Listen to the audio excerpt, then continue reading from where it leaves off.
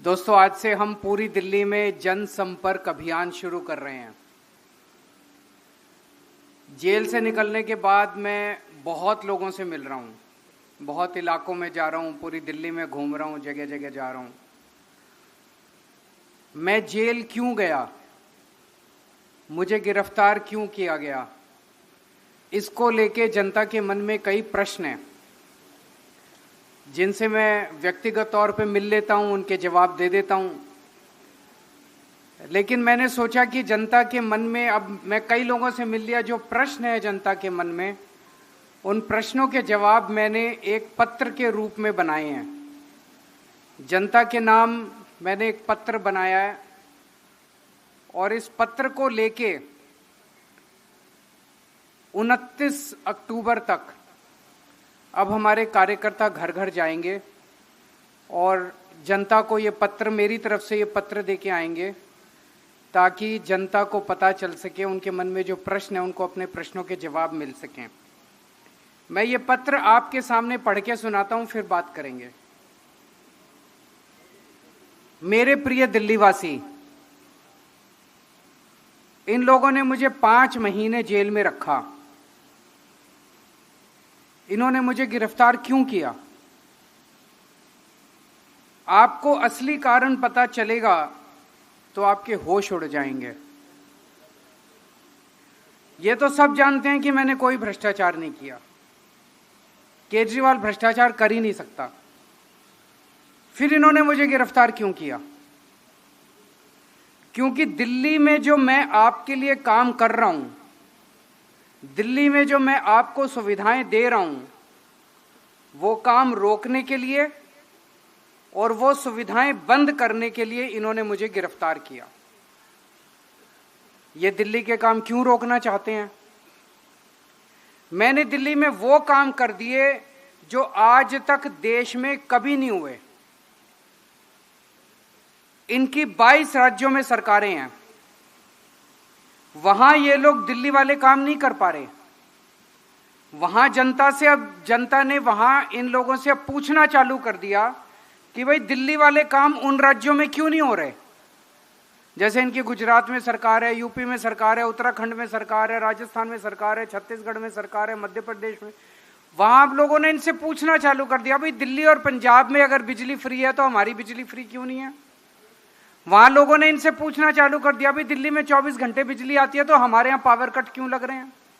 वहां जनता ने इनसे पूछना चालू कर दिया, भाई दिल्ली में सबको इतनी अच्छी शिक्षा मिल रही है तो हमें क्यों नहीं मिल रही। तो वहां जनता ने, जहां 22 राज्यों में इनकी सरकारें हैं, वहां जनता ने इनकी जान खा ली। इनसे पूछना चालू कर दिया कि भाई जो काम दिल्ली में हो रहे हैं वो दिल्ली वाले काम उन राज्यों में क्यों नहीं हो रहे। और इसका इनके पास कोई जवाब नहीं है। पंजाब में हमारी जीत के बाद इनको लगने लगा कि अगर जल्दी दिल्ली के काम नहीं रोके गए, दिल्ली के काम बंद नहीं किए गए, तो पूरे देश में इनकी दुकानें बंद हो जाएंगी और आम आदमी पार्टी पूरे देश में फैल जाएगी। गलत तो नहीं कह रहा? पिछले 10 सालों में इन्होंने कई बार एलजी के जरिए दिल्ली के काम रोकने की कोशिश की। आपको याद होगा कैसे 2 साल तक मोहल्ला क्लिनिक की फाइल लेके बैठे रहे थे एलजी। बड़ी मुश्किल से मोहल्ला क्लिनिक की फाइल क्लियर करा के लाए थे। कैसे सीसीटीवी कैमरे की 2 साल तक फाइल एलजी लेके बैठ गए। फिर मैं, मनीष सिसोदिया, सत्येंद्र जैन और गोपाल राय एलजी के घर के अंदर 10 दिन तक हम उनके घर के अंदर धरना देके बैठे, तब फाइल साइन। तो इस तरह से इन्होंने पिछले 10 साल में एलजी के जरिए खूब काम रोकने की कोशिश की, लेकिन मैंने आपका कोई भी काम रुकने नहीं दिया।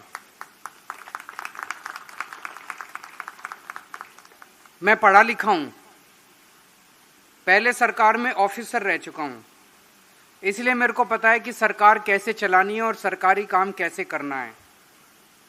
तो जब ये उसमें भी सफल नहीं हुए काम रोकने में, तो इन्होंने मेरे को गिरफ्तार कर लिया। मेरे काम से इन्हें इतना डर है कि इन्होंने जेल में हर तरह की कोशिश की कि मैं सही सलामत बाहर ना आ सकूं। इन्होंने जेल में मेरी दवाइयां बंद कर दी। मैं शुगर का मरीज हूं और पिछले 10 साल से मेरे को रोज 4 बार इंसुलिन के इंजेक्शन लगते हैं। इन्होंने जेल में मेरे इंजेक्शन बंद कर दिए। इससे मेरी किडनी खराब हो सकती थी, मेरी मौत भी हो सकती थी। इनके इतने षड्यंत्र के बाद भी भगवान की कृपा है, आप सबका आशीर्वाद है, संविधान की ताकत है और सुप्रीम कोर्ट का न्याय है कि आज मैं जेल से बाहर आ गया और आप लोगों के बीच में हूं। जब मैं जेल में था तो मेरे पीछे से इन्होंने दिल्ली के कई काम रोक दिए। मेरे को जेल से बाहर आने के बाद अब पता चल रहा है इन्होंने कई काम रोक दिए। जैसे टूटी हुई सड़कों की मरम्मत नहीं होने दी, सीवर की सफाई रोक दी, जगह जगह पानी की सप्लाई खराब कर दी इन्होंने, अस्पतालों में दवाइयों की बंद कर दी, अस्पतालों में टेस्ट बंद कर दिए। लेकिन जेल से निकलते ही मैंने धड़ाधड़ सारे काम करवाने शुरू कर दिए। हो रहे हैं कि नहीं हो रहे अब शुरू काम धीरे धीरे सारे? तो इस षड्यंत्र में भी ये लोग सफल नहीं हुए। जैसे जेल से छूटते ही मैंने दिल्ली की टूटी सड़कों का युद्ध स्तर पर रिपेयर शुरू करा दिया और बाकी सारे भी जितने रुके हुए काम है वो भी शुरू हो रहे हैं। दवाइयां भी अब शुरू हो जाएंगी, टेस्ट भी शुरू हो जाएंगे, सारे काम अब धीरे धीरे शुरू हो रहे हैं।